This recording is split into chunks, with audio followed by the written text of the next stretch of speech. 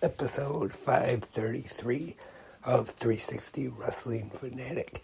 Going to be talking about tonight's episodes of WWE Friday Night Smackdown, which featured two heel turns and Damage Control gains control back with an addition of a new member, and AEW Rampage.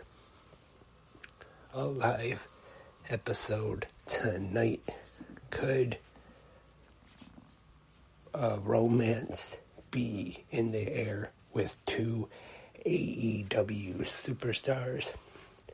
I will be talking all about tonight's Smackdown and Rampage, and maybe to get some pro wrestling news. Also tonight, right here, right now, 360 Wrestling Fanatic.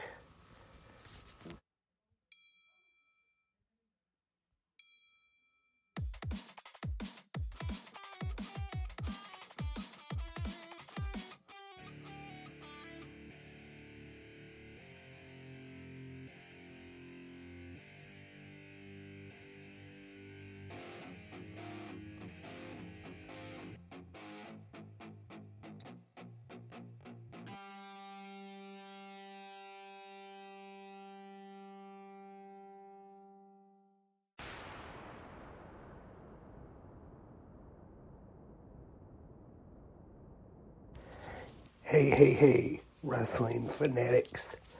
Welcome to this Friday night episode of 360 Wrestling Fanatic on this Friday night.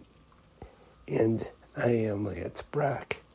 Thank you for joining me for this episode 533 on this Friday night. So you know what that means. Going to be talking all about WWE Friday Night Smackdown and AEW Rampage. And then after the two recaps, I'll see if there's anything going on in the world of wrestling as far as news goes to talk about. But first, let's get into tonight's WWE Friday Night Smackdown on Fox. And Smackdown was live tonight in Columbus, Ohio at the Nationwide Arena, I believe it's called. I apologize if I have any listeners in Ohio, if I got the name of the arena wrong. And starting things off, we have the LWO in the ring, and there are problems after last Saturday at the Crown Jewel Premium Live event, Rey Mysterio losing the United States Championship to Logan Paul. And I talked about this on 360 Wrestling Fanatic when I recapped Crown Jewel, is that the finish, I know it was set up to lead to what would happen tonight, but I just thought it was a little too obvious there. Santos Escobar coming out to stop Logan Paul's one buddy, I'm not sure what his name is, but he grabbed the brass knuckles and put him right there on the apron. So that kind of, to me anyway, gave away the finish of what was going to happen there. Just seemed a little too obvious. And Logan Paul, of course, used the brass knuckles to hit Rey Mysterio, defeat him, and become the new United States champion.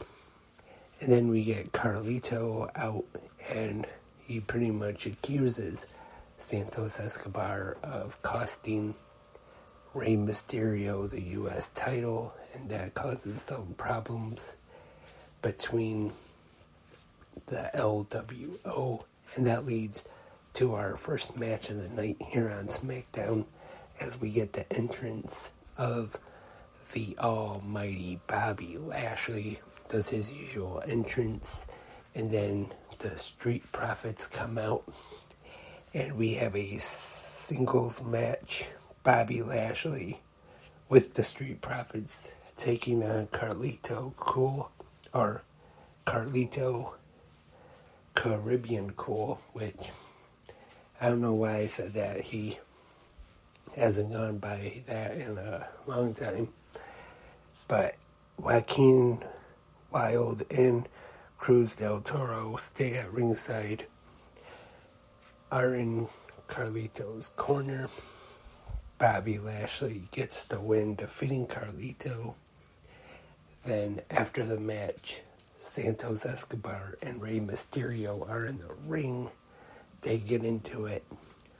Rey Mysterio kind of loses his temper here and punches Escobar, and the crowd is actually behind Mysterio here.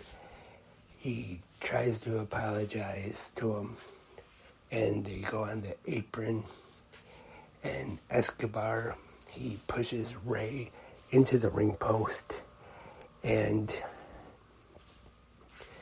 Mysterio kind of lands where his one leg is between the steps, and then Escobar kicks the steps with the injured leg of Rey Mysterio already, the knee to be exact, and then we get Zelina Vega, and Santos Escobar is blaming this on Rey Mysterio, but Zelina says that he is the one that did this, talking to Santos Escobar, and then we get the other members of the LWO out to check on Rey and the trainers. And later we do get an update on him. Of course, WWE speak. He was sent to a local medical facility, and I forgot to mention the commentators like I usually do. We have Michael Cole and Kevin Patrick as usual, but Corey Graves, of course, gave birth to us. Well, he didn't, but him and Carmella had their first son, and he is off this week and filling in for Corey Graves this week, which I was kind of surprised about, was Kevin Owens on commentary. And while this beatdown is going on, he talks, even Michael Cole brings up that he would like to go over there and help his friend Rey Mysterio, but there's a rule or something that if he gets involved, he'll be suspended. More about that a little later on in this podcast. And next up, we get a video package focusing on Dragon Lee, and he is in action once again against Cedric Alexander, and these two once again have another really good match between these two. Big fan of Dragon Lee. Cedric Alexander, really good talent for a while. I thought he kind of has been misused and not really to his full potential, but these two have a really good match. Dragon Lee gets the win. I'll give this one 3 out of 5 ring bells. And LA Knight, we see a video package focusing on the highlights from Crown Jewel, where he was defeated by Roman Reigns, and he is interrupted by Grayson Waller, who comes out insults them. And this leads to the match that was scheduled for tonight. L.A. Knight, yeah, and Grayson Waller. And this one, it's alright. Not a bad match. L.A. Knight gets the win. I'll give this one 2.5 out of 5 ring bells. And a little before, I know I'm going out of order like I do sometimes, we get Damage Control, and Bayley talks about how with Io Sky retaining the Women's Championship, defeating Bianca Belair at Crown Jewel, with the whole thing and Kairi saying getting involved wasn't her plan, I should say, and Io Sky explains it how, and Dakota Kai chirps in here too and says that they wanted to take the load off or something to Bayley, and so they came up with that plan. And Bayley even shows the video footage back from 2020 when Kairi Sane was last in WWE and Bayley took her out backstage. So she's kind of concerned about maybe Kairi coming back here to get some revenge on Bayley.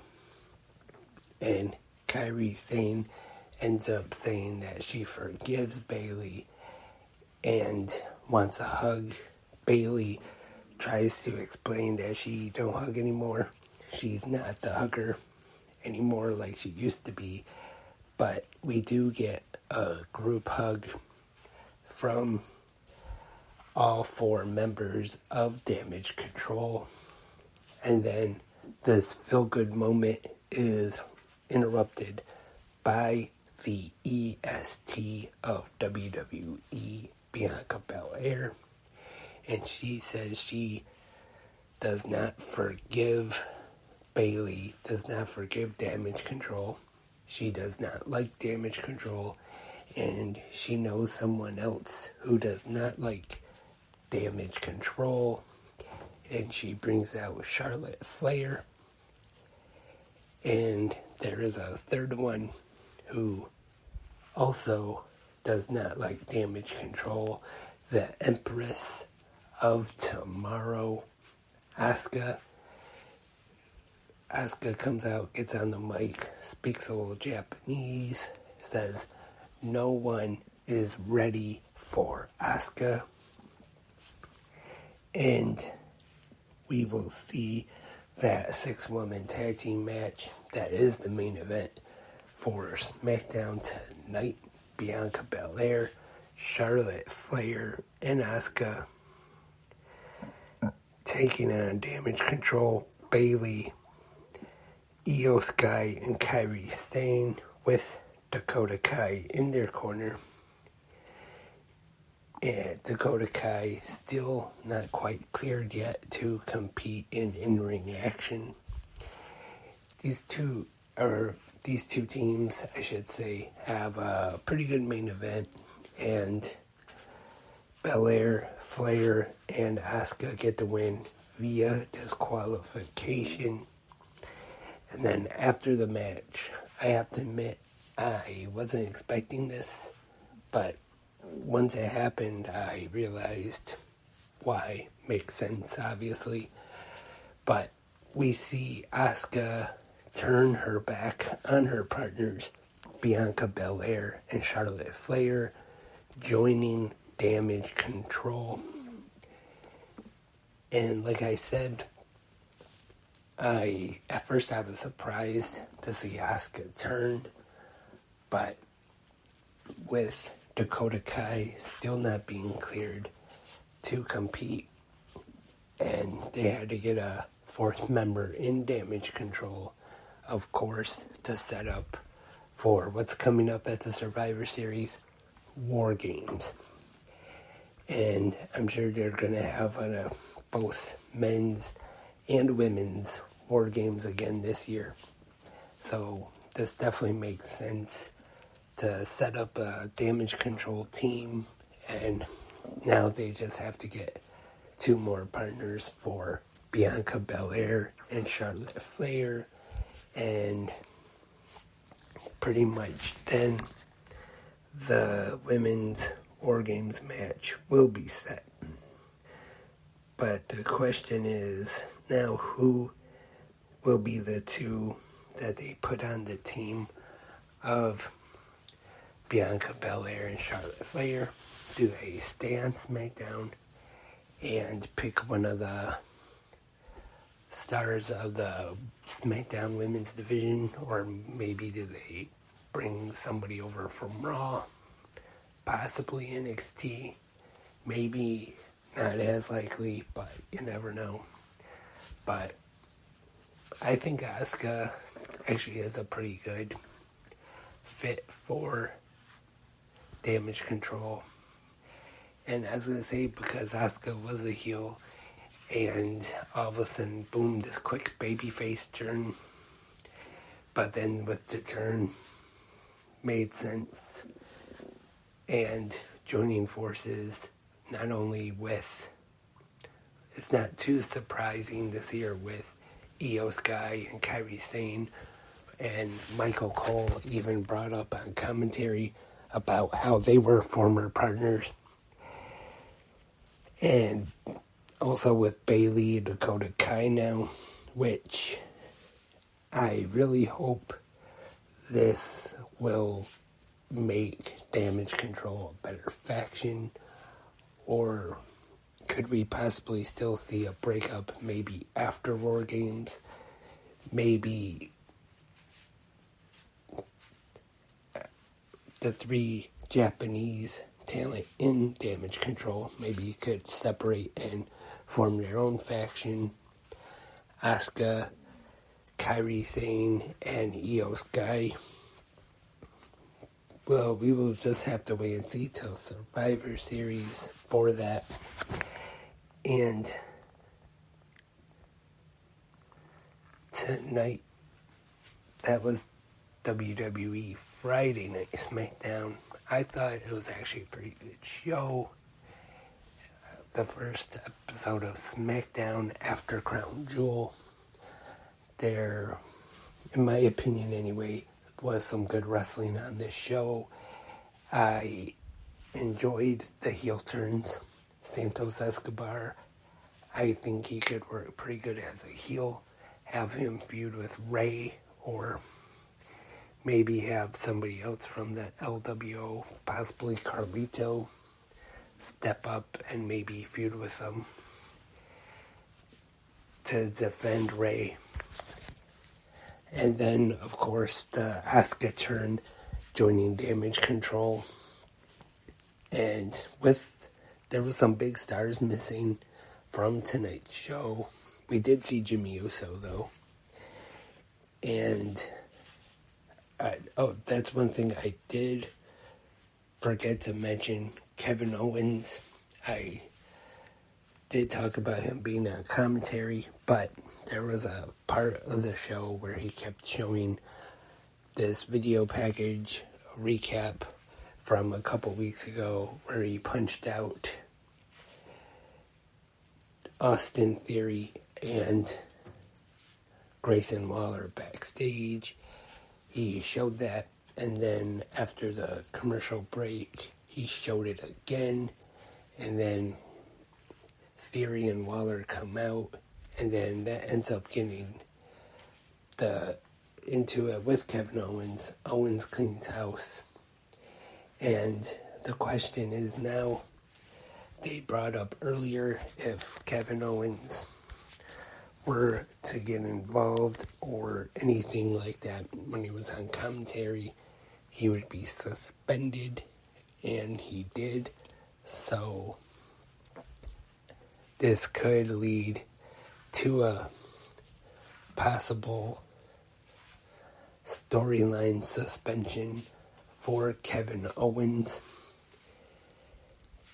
And I was going to say, before I forgot to talk about that real quick, was there were some big names missing from tonight's Smackdown. Of course, the undisputed Universal Champion Roman Reigns.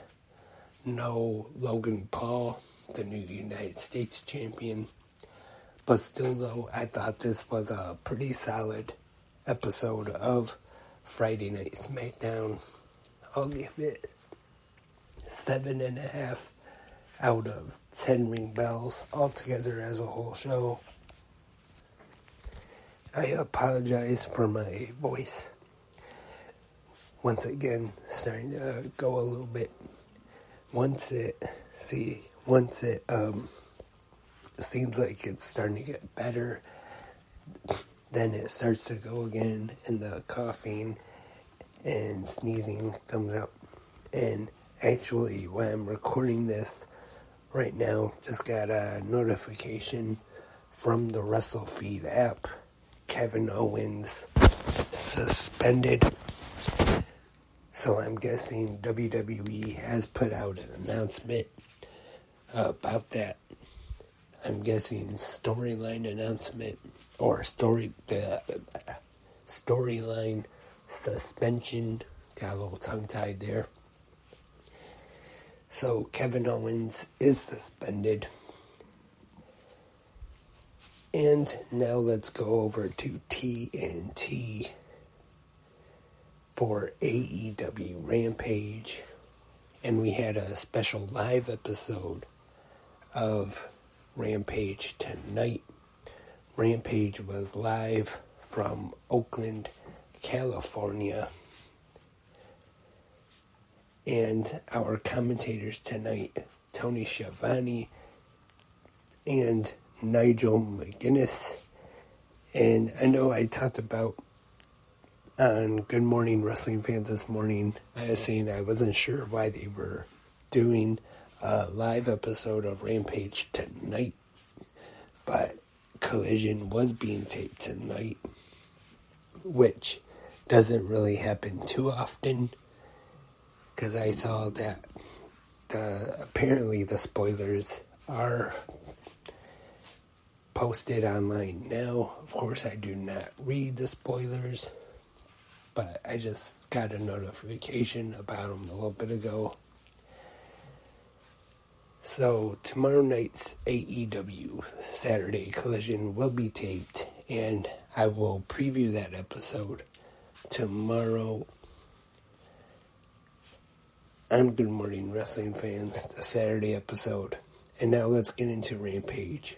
And we have absolute Ricky Starks taking on Michigan's own Preston Vance. And the other half of the AEW World Tag Team Champions, Big Bill, is on commentary for this match. And Ricky Starks gets the win. We have a pretty good match here. And I'll give it 3 out of 5 ring bells. And fresh off her return on Dynamite from Yo Mama's Kitchen, we have Red Velvet in action, taking on Ruby Soho with Saraya in her corner. And during this match, Ruby Soho is actually delivered flowers, which, of course, lately there's been kind of a thing going backstage between her and Cool Hand Angelo Parker. And this kind of throws Ruby Soho off her game a little bit. And it is Red Velvet picking up her first win. She lost on Dynamite, but she gets the win tonight here on Rampage. Not a bad match. I'll give it 2.5 out of 5 ring bells. And then we see in the back Matt Menard and Daniel Garcia, along with Cool Hand Ange. And Saraya comes up upset, and she accuses Angelo Parker of the one sending the flowers. and they start talking. Angelo Parker and Ruby Soho, that is. So looks like he did send the flowers, and she looked like she liked them. They start talking, and then at the same time, Matt Menard and Saraya snap at him, and then they tell them both to leave, and Saraya says they have problems. So kind of looks like they're maybe going into like a love story romance thing here with Cool Hand Ange and Ruby Soho, which could turn out to be pretty good here. We will just have to wait and see how this turns out, though. And we get Roderick Strong, and he talks about the Raiders. He says the best thing they ever did was leave Oakland, because Oakland sucks.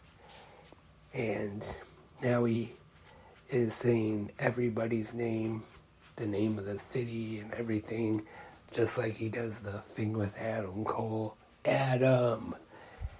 And the Kingdom is in action against Los Suavecitos. I'm probably saying that wrong. Danny Rose and Ricky G. They get the quick win here. And the main event of Rampage, like Mark Henry would say, even though I don't think we got this tonight, unless maybe I just missed it somehow, but I'm going to say it anyway, just like Mark Henry would. Well, it looks like there's been enough talk. It's time for the main event right here in Rampage. And I know I am definitely not as good as Mark Henry, but our main event on Rampage this week is tag team action. FTR, Dax Harwood and Cash Wheeler taking on the team of El Hijo del Vikingo and Commander, with Alex Abrahantes in their corner. And these two have a great match, I thought. And really good tag team match. There were a couple, I don't know if I would say mishaps, but maybe a couple of things where a couple moves went wrong a little bit. But other than that, really good match. I'll give this 3.5 out of 5 ring bells. Definitely enjoyed the main event. FTR gets the win, and then after the match, they go up to the Lucha Brothers, show them respect, shake their hands, like MJF would say, like he says during matches, sportsmanship. And then after the match, the lights go out, and then on the screen we see all members of the House of Black, and they start clapping, and then they stop, and Malachi Black is the last one slowly clapping as Rampage goes off the air. And that was tonight's AEW Rampage, which I thought was also a pretty good show tonight, just like Smackdown, and had a couple good matches, I would say. I know the one tag was pretty much a squash, but Ricky Starks and Preston Vance, I thought, was a pretty good match. He had Red Velvet and Ruby Soho, and then the thing backstage with her and Cool Hand Ange from the Flowers, and then, of course, the main event, FTR versus Vikingo and Commander. Really good match. And if you missed Rampage tonight, I definitely recommend checking out that main event. So that was tonight's usual lineup of Friday Night Pro Wrestling. Of course, like I said, we had a special live episode of Rampage tonight, and which of course, had the red ropes as Collision normally does, and the announce table was at ringside. I know I pay attention to some of the small details. I'm sure a lot of people don't, but I usually do. And one thing I have noticed is, I think it's been maybe a few weeks now, is that the turnbuckle pads, and that's all three of them have the AEW logo on them now, and they no longer have the TBS and TNT logos, turnbuckle pads anymore. I mean, I know that's not really a big deal, and I'm sure everyone listening is probably thinking, who cares? But that is definitely one thing I've noticed about maybe the last 2-3 weeks of AEW television. Like I said, when it comes to wrestling, with me anyway, I do pay attention to a lot of the details like that. The ropes, the turnbuckles, the canvas, the ring apron, things like that. Maybe that's just me, but let's see if there is any big news that I haven't talked about just yet. And apparently, let's see what we got here. John Cena undergoes a surgery and will require another one. Of course, I'm sure you know, it's been in the news lately. People have been talking about John Cena possibly teasing retirement, because on Instagram, if you follow John Cena, you know he just posts his pictures without any comments or saying anything about the pictures. He even has that in his bio, something like where it's just pictures with no description or anything. But he posted a picture of, I know it's a soccer player, David, is it Beckham? I think, famous soccer player, apparently from when he retired, the picture I believe, and he also posted a picture of Babe Ruth when he retired. So that definitely started the rumors of his retirement even more. And to be honest, I don't really know if this is going to be a full-time retirement or not.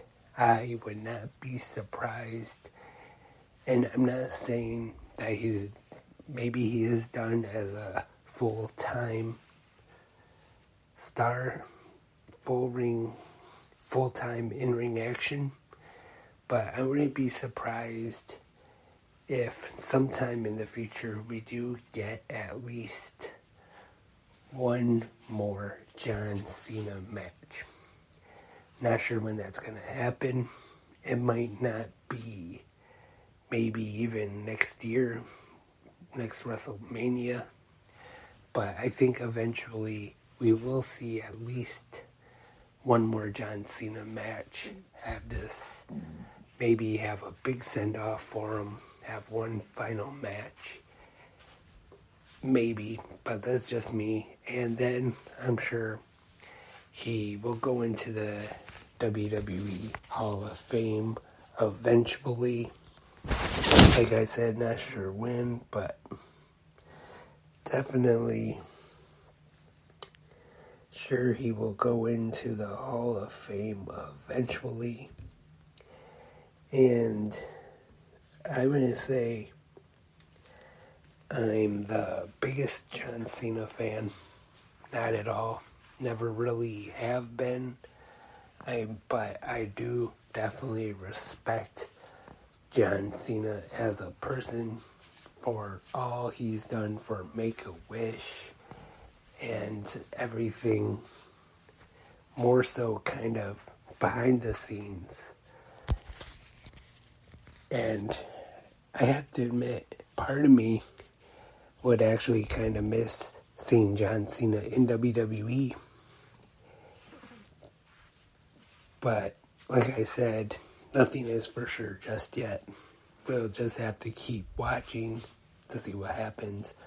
But I'll repeat it. I think, and it could be 1 year, 2 years from now, but I'm sure we will see at least one more John Cena match in the WWE before he decides to hang up the boots or the shoes in John Cena's case.